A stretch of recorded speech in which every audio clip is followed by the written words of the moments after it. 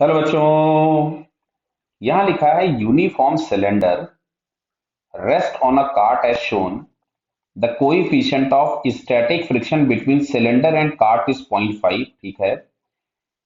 If the cylinder is 4 centimeter in diameter and 10 centimeter height, what is the minimum acceleration of the cart needed to cause the cylinder tip over? Clear है। तो चलो इसका एक काम करते हैं। Proper dimension, जैसे इसमें डायमेंशन हमको ठीक से नहीं दिख रहे, थोड़े डायमेंशन के अकॉर्डिंग कि जरा इसका डायमीटर 4 हो और हाइट 10 हो, ऐसा हम एक डायग्राम बना लेते हैं। तो यहां कहीं पे हम लोगों को हाइट दिया गया है 10 सेंटीमीटर, ये है बराबर है। और ये किसी भी एक प्लेटफॉर्म पर या किसी भी एक ट्रॉली पे रखा हुआ है, जो ट्रॉली आगे की तरफ में एक्सेलरेट होगी किसी एक्सेलरेशन से। क्लियर।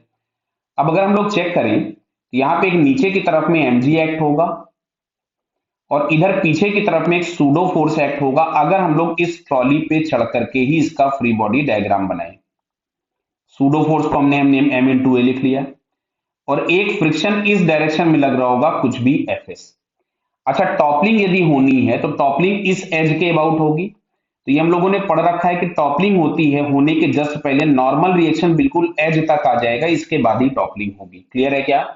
तो अब अगर हम देखें तो इस एज के अबाउट या इस कॉर्नर के अबाउट नॉर्मल और फ्रिक्शन का टॉर्क तो जीरो हो गया। तो यहां से हम लोगों के पास टॉर्क के नाम पे मिलेगा mg और mg पे परपेंडिकुलर डिस्टेंस ये मिलेगी, सॉरी ma, सॉरी, और mg पे परपेंडिकुलर डिस्टेंस ये मिलेगी।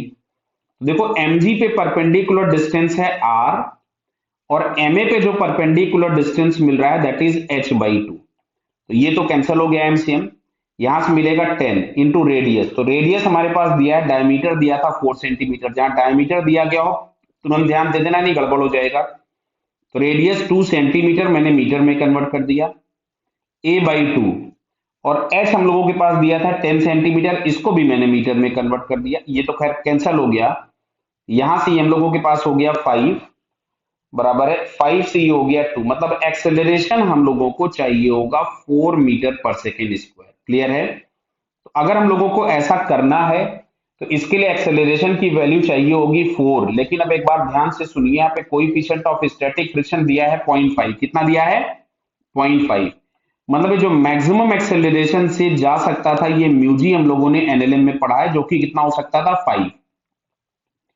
और टॉपलिंग के लिए जो एक्सेलरेशन है वो इस 5 से कम है, यानी ये टॉपल हो जाएगा। अगर बाई चांस ये एक्सेलरेशन उस मैक्सिमम से ज्यादा आ जाता तो टॉपलिंग नहीं होती, स्लिपिंग हो जाती। क्लियर? तो फिलहाल अभी टॉपलिंग होगी और उसके लिए जो रिक्वायर्ड एक्सेलरेशन चाहिए दैट इज 4 मीटर पर सेकेंड स्क्वायर। क्लियर बेटा? Okay, all the best.